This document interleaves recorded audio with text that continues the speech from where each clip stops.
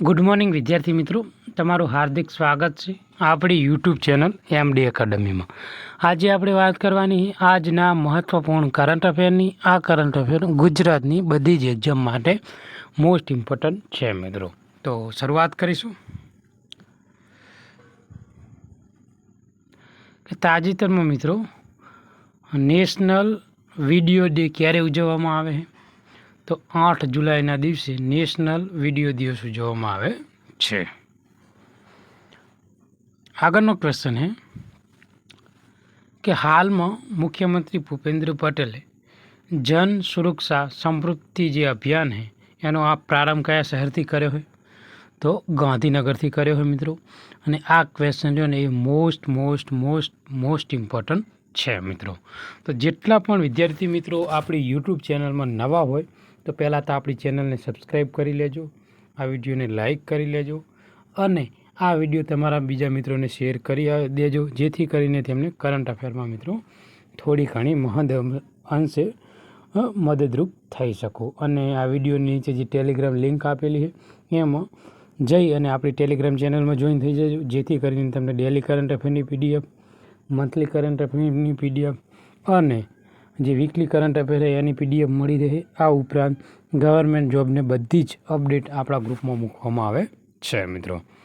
તો આગળ વધીશું તો મિત્રો વડાપ્રધાન નરેન્દ્ર મોદીજીએ નાગરિકના કલ્યાણલક્ષી અભિગમોની પ્રેરણાથી દેશભરમાં શરૂ થયેલ જન સુરક્ષા સમૃદ્ધિ અભિયાનનો ગુજરાતમાં મિત્રો આપણા જે ગુજરાતના મુખ્યમંત્રી છે તેમને ગાંધીનગર ખાતેથી મિત્રો જે આપણા નાના મંત્રી છે કનુભાઈ દેશી એ પણ મિત્રો આ કાર્યક્રમમાં ઉપસ્થિત રહ્યા હતા। અને ભૂપેન્દ્ર પટેલ જે મુખ્યમંત્રી છે ગુજરાતના એમને આ જે જન સુરક્ષા સમૃદ્ધિ અભિયાન છે એનો પ્રારંભ કર્યો છે।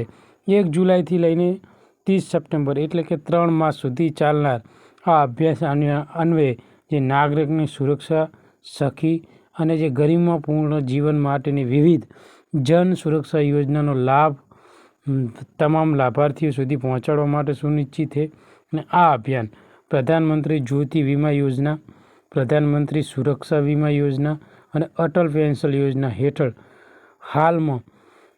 હાલના જે જનધન ખાતાઓ અને કેવાયસી ફરી પૂર્ણ કરવું, તે બિનજરૂરી મિત્રો નાણાકીય અને જે પુખ્ત વયના લોકોને જન ખાતા ખોલાવવા જે પણ મિત્રો બધી જ જે આ યોજનાઓ હોય મિત્રો જે નાગરિકના કલ્યાણ માટે મિત્રો જે બનેલી છે, તો આ અભિયાન હેઠળ જે છેવાડાના જે ગામડાનો જે છેવાડાના લોકો હોય એના સુધી આ યોજના પહોંચી શકે, આ યોજનાનો લાભ લઈ શકે એ હેતુથી મિત્રો આજે દેશભરમાં મિત્રો કહેવાય ને કે આ જે મહત્ત્વનું કહેવાય ને કે પ્લેટફોર્મ એ શરૂ કરવામાં આવેલું છે મિત્રો।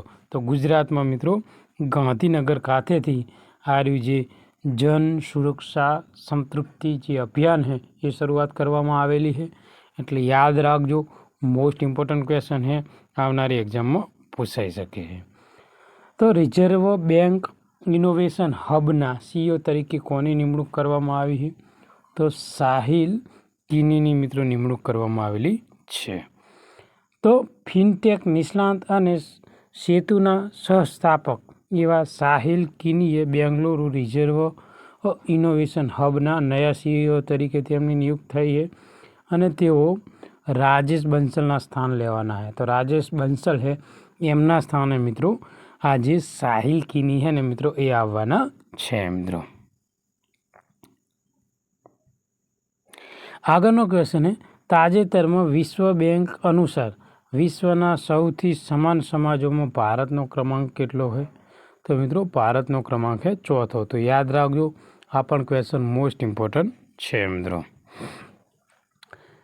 ગિની ઇન્ડેક્સના આધારે વિશ્વ બેંક દ્વારા ભારતે વિશ્વનો સૌથી સમાન સમાજોમાં 4થું સ્થાન મેળવ્યું છે, જેમાં 25.5ના સ્કોર સાથે ભારત ફક્ત સ્લોવાક રિપબ્લિક, પછી સેવલિયા અને બેલારુસ પછી મિત્રો ભારત રહ્યો ને એ 4થા ક્રમાંકે છે। એનો અર્થ એવો હોય કે આવક અને સંપત્તિમાં સમાનતાના સંદર્ભમાં ભારત વૈશ્વિક સ્તરે રહ્યું ને એ મોટા ભાગના દેશો કરતાં આગળ છે મિત્રો। આગળ વાત કરવામાં આવે તો તાજેતરમાં જુલાઈ 2025માં ઇન્ડિગો એરલાઇન્સના બોર્ડના નોન એક્ઝિક્યુટિવ ડાયરેક્ટર તરીકે કોની નિમણૂક કરવામાં આવી છે? તો મિત્રો અમિતાભ કાંતે તેમની નિમણૂક કરવામાં આવેલી છે. તાજેતરમાં ફિનોમ ઇન્ડિયા નેશનલ બાયો બેંક ક્યાં આવેલી છે? તો આ બેંક નવી દિલ્હીમાં આવેલી છે. અને આ ક્વેશ્ચન લ્યો ને મિત્રો મોસ્ટ ઇમ્પોર્ટન્ટ છે.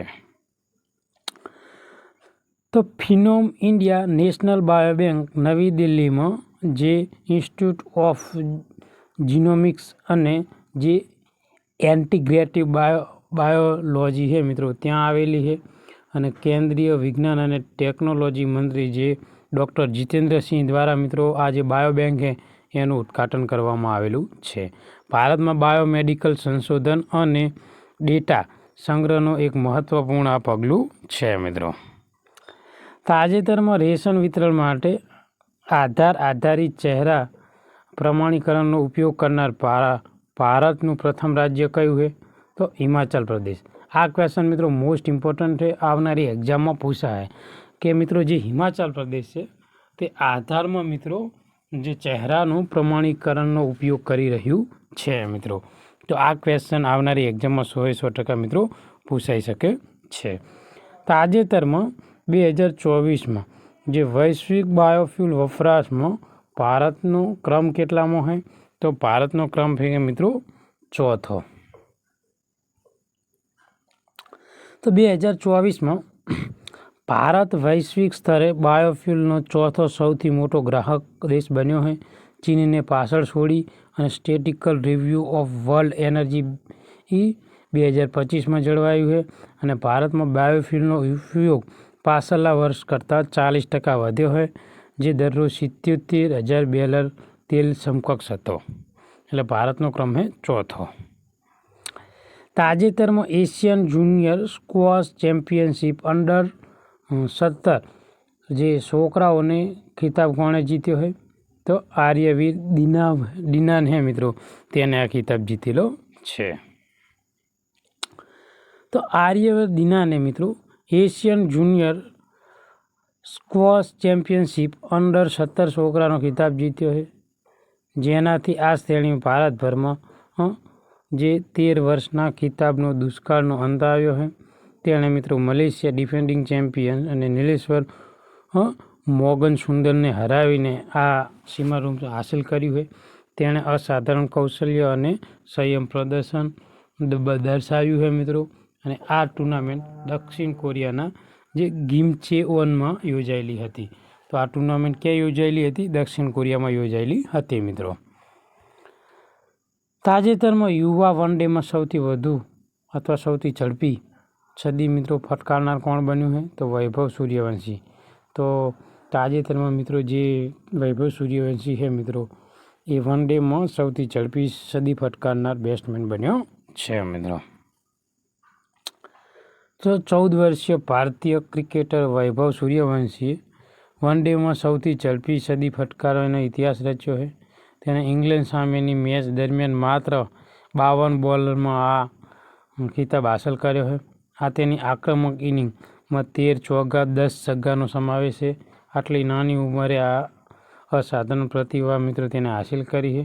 અને અદ્ભુત પ્રદર્શન સાથે તેને સાથી ખેલાડી જે વિહાન મલ્હોત્રા સાથે બીજી વિકેટ માટે મિત્રો 219 રનની જંગી ભાગીદારી કરી હતી અને 100 રને મિત્રો તેઓ અનામ રહ્યો હતો.